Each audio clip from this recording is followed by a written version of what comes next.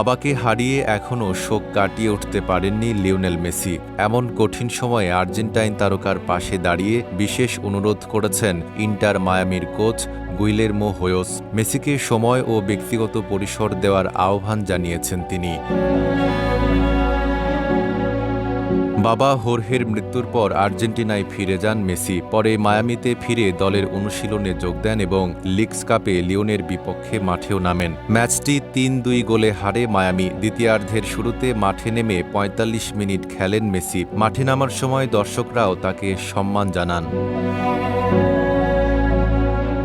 Match শেষে Miami coach বলেন, মেসির ভেতরে এখনও গভীর শোক ও যন্ত্রণা রয়েছে, তাই তাকে সবকিছু স্বাভাবিক করার জন্য সময় দিতে হবে। এ সময় নীরবতা, স্থিরতা ও প্রশান্তি সবচেয়ে গুরুত্বপূর্ণ।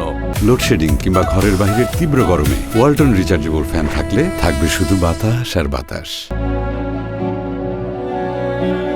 মেসির ব্যক্তিগত বিষয় নিয়ে অযথা প্রশ্ন না করার আহ্বান জানিয়ে হোয়োস বলেন, কঠিন সময়ের মধ্য দিয়ে যাওয়া একজন মানুষ হিসেবে তার ব্যক্তিগত পরিসরের প্রতি সবার সম্মান দেখানো উচিত। তিনি আরও বলেন, মেসির মূল্য শুধু একজন ফুটবলার হিসেবে নয়, একজন মানুষ হিসেবেও তিনি অসাধারণ।